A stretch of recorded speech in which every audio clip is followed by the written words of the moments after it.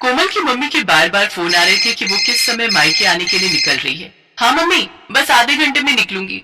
वही 1.5-2 घंटे लगेंगे गुरुग्राम पहुंचने में। रास्ते में बहुत जाम मिलता है, तो मेट्रो से आ जा। मम्मी वो अटैची और बैग भी है ना, इसलिए मैंने कैब कर ली है। आप टेंशन मत लो, मैं आ जाऊंगी। ठीक है कोमल, आ जाना टाइम से, मैं खाना तैयार रखूंगी। कोमल फोन पर कुछ और कहती उससे पहले ही फोन कट गया। कोमल मायके जाने की तैयारी करने लगती है। रिंकू और दिशा की गर्मियों की छुट्टियां थी, इसी वजह से कोमल कुछ दिनों के लिए मायके रहने जा रही थी। मुझे ऑफिस के काम से न जाना होता तो मैं तुम्हें गाड़ी से छोड़ देता, पर बहुत अर्जेंट मीटिंग है आज ऑफिस की। वैसे मैं बीच में मिलने आ जाऊंगा और बाकी तुम मम्मी के घर रहकर आ जाओ, फिर हम बच्चों के साथ घूमने चलेंगे। कोमल खुश थी कि वो बहुत दिनों बाद मायके रहने जा रही है। बच्चों के स्कूल और कामों की वजह से कोमल बहुत कम मायके रहने जा पाती थी। अब बच्चों की छुट्टियां थी, इसलिए कोमल कुछ दिनों के लिए मायके रहने जाती है। पर जब वो मायके पहुंची तो उसकी भाभी सुनैना घर पर नहीं थी। नानी माँ, मुझे मैंगो शेक पीना है। नानी माँ, मुझे मैंगो खाना है। हाँ हाँ बच्चों रुको, मैं अभी तुम दोनों के लिए मैंगो भी लाती हूँ और मैंगो शेक भी। मम्मी, भाभी अपनी मम्मी के घर से कब तक आएंगी? बस आने ही वाली होगी, मैंने उसे बता दिया था कि तुम आने वाली हो। अभी कोमल पूरी बात भी नहीं कर पाई थी कि सुनैना अपने 2 बच्चों चारू और दीपू के साथ आ जाती है। अरे माँ जी, फ्रिज के सारे आम काटकर अपनी बेटी को ही खिला दिए या फिर 1-2 छोड़े भी हैं? कैसी हो कोमल? नमस्ते भाभी, मैं ठीक हूँ। वो बच्चे मैंगो की जिद। हाँ हाँ, आम का सीजन है और बच्चे अपने मामा के घर आए तो आम तो खाएंगे ही ना। ये देखो, मम्मी ने पके हुए बढ़िया दशहरी आम खाने को दिए, पूरे 5 किलो हैं। अब देख लो, पिछली गली में मेरा घर है, फिर भी मम्मी पापा मुझे सामान देते ही रहते हैं। मैं भी कुछ न कुछ ले जाती रहती हूँ, कभी खाली हाथ नहीं जाती। सुने ना, कोमल भी आम और लीची लेकर आई है, फ्रिज में रख दिए हैं। अच्छा किया, वैसे भी अब कुछ दिन यहाँ रुकोगे तो बच्चे तो कुछ न कुछ खाने को मांगते रहते हैं। अच्छा, मैं ये आम फ्रिज में लगा कर आती हूँ। सुनैना रसोई में चली जाती है, पर कोमल उस समय गुस्से में थी। मम्मी, यही वजह है कि मैं यहाँ आना पसंद नहीं करती हूँ। मेरा तो मन ही नहीं था कि मैं इस बार छुट्टियों में मायके आऊँ। सुधीर तो बोल भी रहे थे कि कहीं घूमने चलते हैं। मैंने उन्हें मना कर दिया कि नहीं, पहले मैं कुछ दिन मम्मी के घर जाकर आऊंगी, इसके बाद घूमने जाएंगे। बहुत बड़ी गलती कर दी जो मैं यहाँ आ गई। अगर भाभी का यही रवैया रहा ना तो मैं फिर कभी नहीं आऊंगी मायके। अरे सुनैना की बातों पर ध्यान मत दिया कर, वो ऐसी ही है। उसे समझ नहीं है कि कब क्या बोलना चाहिए। और ये घर मेरा है, तेरी माँ का है। अभी क्योंकि मैं जिंदा हूँ इसलिए तू अपनी माँ के घर आई है, आराम से रह। आज तेरे पापा जिंदा होते तो तेरे आने पर पल के बिछा देते। कोमल देखती है उसकी माँ की आंखों में आंसू आ जाते हैं, इसलिए कोमल उस समय चुप हो जाती है और बात को बदल देती। मम्मी, भैया को ना फोन मिला दो, उन्हें कहना मेरे लिए बंगाली रसगुल्ले लेते हुए आएंगे, बहुत मन हो रहा है। तभी कोमल का भाई आ जाता है। अरे मुझे पता है तू आने वाली है, इसीलिए मैं रास्ते में हलवाई से बंगाली रसगुल्ले लेता हुआ आया हूँ। ये ले, तेरी पसंद के बंगाली रसगुल्ले, वो भी छोटे वाले। नमस्ते भैया, कैसे हो? थैंक यू, आपको याद था कि मैं आने वाली हूँ। हाँ, मम्मी ने सुबह बता दिया था कि तुम आने वाली हो। और जीजू कैसे हैं, सब बढ़िया? जी भैया, सब ठीक है। देसी घी लाए हो? मैंने बोला था देसी घी खत्म हो गया, लेते हुए आना। अरे मैं भूल ही गया, सॉरी। काम की चीज तो तुम भूल ही जाओगे जो मैंने बोली है। बहन के लिए रसगुल्ले लाना नहीं भूले, और देसी घी भी मैं अपने लिए नहीं बोल रही हूँ। रिंकू और दिशा देसी घी के पराठे खाते हैं। कोई बात नहीं भाभी, पराठे की इतनी जरूरत नहीं है, बच्चे सादी रोटी भी खा लेते हैं। और दाल चावल बने हैं ना तो उसके साथ रोटी की जरूरत नहीं। नहीं नहीं, मुझे सारी जिंदगी ये थोड़ी सुनना है कि बहन मायके रहने आई और उसे और उसके बच्चों को देसी घी खाने को नहीं मिला। जाओ रवि, आप लेकर आओ। हाँ हाँ, जा रहा हूँ। ये बात तुम सीधे मुंह से भी तो बोल सकती थी, इतना घुमा फिरा कर क्यों बोली? उस समय रवि देसी घी लेने के लिए चला जाता है। सुनैना आगे पीछे तो ठीक रहती थी, पर जैसे ही कोमल कभी रहने के लिए आ जाए तो वो ऐसे ही व्यवहार करती थी। इसी वजह से कोमल मायके आना पसंद नहीं करती थी। वो तो सिर्फ अपनी माँ और भाई की वजह से ही मायके आ रही थी। माँ, इतना याद रखो, मैं बस आपके और भैया के मुंह को यहाँ आती हूँ, वरना भाभी से मुझे कोई उम्मीद नहीं। कोमल का मन ही नहीं लग रहा था क्योंकि उसकी भाभी सुनैना बहुत ही अटपटा व्यवहार करती थी। एक दिन सब लोग घूमने के लिए मॉल गए। पापा, हमें गेम खेलने हैं। हाँ पापा, चलो ना गेम खेलते हैं। अभी नहीं बच्चों, थोड़ी देर में चलते हैं, पहले थोड़ा मॉल में घूम तो लो। कि मॉल कितना बदल गया है, पहले तो छोटा सा था, लगता है बड़ा किया है। हाँ, अभी तो और बड़ा बनेगा। मामा जी कॉर्न्स खाने हैं। और मुझे आइसक्रीम। अभी खिलाता हूँ, चलो सुनैना, आओ आइसक्रीम खा लेते हैं। रवि सबको आइसक्रीम लेकर देता है। रिंकू भी अपनी पसंद के कॉर्न्स और आइसक्रीम ले लेता है। सब लोग आइसक्रीम खाते हैं। चलो बच्चों, अब हम गेम पार्लर चलते हैं, हम सब वहाँ पर गेम खेलेंगे। रवि जैसे ही सबको गेम पार्लर ले जाने लगता है तो वो देखता है कि आज गेम पार्लर बंद है। भैया गेम पार्लर बंद है। जी गेम पार्लर बंद है, काम चल रहा है। चलो बच्चों, अब तो गेम पार्लर बंद है, थोड़ा और घूम लेते हैं फिर घर चलेंगे। रवि सबको घर ले आता है, पर घर आकर सुनैना गुस्से में अपने कमरे में चली जाती है और रवि से बुरी तरह लड़ने लगती है। सुनैना, तुम फिजूल की लड़ाई कर रही हो। मैं लड़ाई कर रही हूँ? ये लड़ाई तुम्हारी बहन और उसके बच्चों की वजह से हुई है। तुम्हें जब चारू और दीपू ने बोला कि पापा गेम पार्लर चलो तो तुमने उनकी बात पर ध्यान नहीं दिया, और जैसे ही तुम्हारी बहन के बच्चों ने तुमसे आइसक्रीम और कॉर्न्स की फरमाइश की तुमने फौरन खरीद कर दे दिए। तुम्हारी बहन तो चाहती यही है कि हम दोनों की लड़ाई हो। वो आती है और हमारे घर में कलेश छिड़ जाता है। चुप हो जाओ सुनैना, कोमल सारी बातें सुन रही होगी, उस पर क्या बीतेगी तुमने सोचा भी है? कोमल इस घर की बेटी है, मेरी बहन है। अगर तुम्हारे घर में तुम्हारे साथ ऐसा हो तो तुम पर क्या बीतेगी सुनैना? थोड़ा होश में आओ, तुमने आज बहुत बोल दिया। कोमल सब कुछ सुन चुकी थी। कुछ देर बाद जब सुनैना शांत हो जाती है, रवि भैया, चारू और दीपू के एडमिशन की बात सुधीर जी ने स्कूल में कर ली है। आप चिंता मत करो, अब इन दोनों का एडमिशन भी रिंकू और दिशा के स्कूल में हो जाएगा। छुट्टियों के बाद आपको एक फॉर्म फिल करना है, बाकी सारी बात सुधीर जी ने कर ली है। जीजू को मेरी तरफ से थैंक यू बोलना। वैसे मैं भी उन्हें पर्सनली फोन कर दूंगा। इतने समय से एडमिशन की वजह से मैं बहुत परेशान था। सुधीर जी ने बहुत बड़ा काम कर दिया। कोमल वापस जा रही है रवि।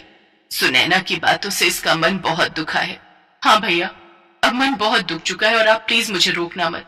मैं नहीं चाहती कि मैं आपकी और भाभी के झगड़े की वजह बनूं। मेरी कैब आ गई है, मैं चलती हूँ। कोमल जैसे ही बैग उठाने लगती है सुनैना उसका हाथ रोक देती है। कोमल सॉरी, मैं जानती हूँ मेरी वजह से तुम्हारा मन दुखा। तुम हमारे लिए इतना सोचती हो और मैंने तुम्हें कितना कुछ गलत बोल दिया। ऐसे अचानक मत जाओ, सुधीर जी गलत सोचेंगे। कुछ दिन और रुक कर जाना।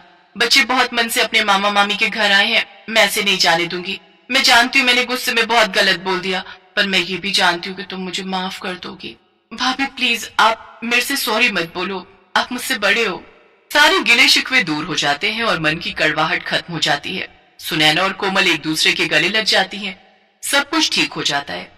रिश्ते फिर से सुलझ जाते हैं। सुनैना ने अपनी गलती मानी और उसे एहसास हुआ कि जैसे वो अपने घर की बेटी है वैसे ही कोमल इस घर की बेटी है, और अगर उसके साथ ऐसा होता तो उसे कितना दुख पहुंचता। इसलिए सुनैना ने अपने व्यवहार को बदला और रिश्तों में आने वाली दूरियां खत्म हो गई।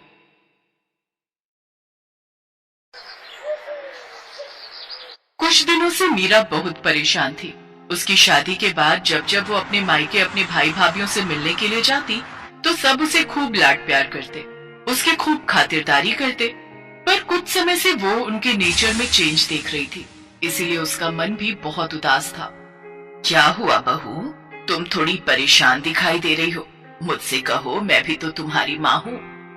माँ जी, शादी से पहले भैया भाभी मेरे से बहुत प्यार से बात करते थे, मेरी छोटी छोटी जरूरतों का बहुत ख्याल रखते थे, मुझे किसी भी चीज की कमी नहीं होने देते थे। पर शादी के बाद मैं जब भी उनसे मिलने जाती हूँ वो मेरे से ठीक से बात ही नहीं करते और यहाँ तक कि मुझसे मिलने भी नहीं आते, और मुझे उन्होंने बुलाना भी बहुत कम कर दिया है। आखिर ऐसा क्या हुआ है जिस वजह से वो लोग मुझसे बात करने से कतराने लगे हैं? हो सकता है बहू ये तुम्हारे मन का वहम हो। पहले तुम उनके साथ रहती थी ना, तो तुम्हें इस बात का एहसास नहीं होता था। अब तुम उनसे दूर हो, इसलिए तो उन्हें ज्यादा याद करने लगी हो, तभी तुम्हारे मन में ऐसे विचार आ रहे हैं। मुझे नहीं लगता कि ऐसा कुछ उनके मन में होगा। एक काम करो, तुम कुछ दिनों के लिए अपने मायके रहकर आ जाओ, इससे तुम्हारे मन का वहम भी दूर हो जाएगा और तुम्हारा उदास मन भी ठीक हो जाएगा। थैंक यू माँ जी, मैं तो पता नहीं क्या क्या सोच रही थी। मैं कल ही मायके रहने चली जाती हूँ। एक काम करती हूँ, मैं उन्हें कुछ बताऊंगी नहीं, उन सबको सरप्राइज दूंगी। अगले दिन मीरा अपने भैया भाभी को सरप्राइज देने के लिए अपने मायके पहुँचती है, पर वहाँ पर तो ताला लगा हुआ था। अरे, घर पर तो ताला लगा हुआ है, हो सकता है निशा भाभी और अलका भाभी कहीं बाहर गई हो।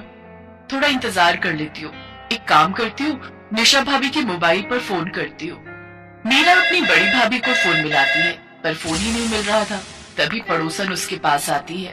अरे मीरा बिटिया, कैसी हो? नमस्ते आंटी जी, मैं ठीक हूँ। आपको कुछ आइडिया है कि भाभी कहाँ गई है?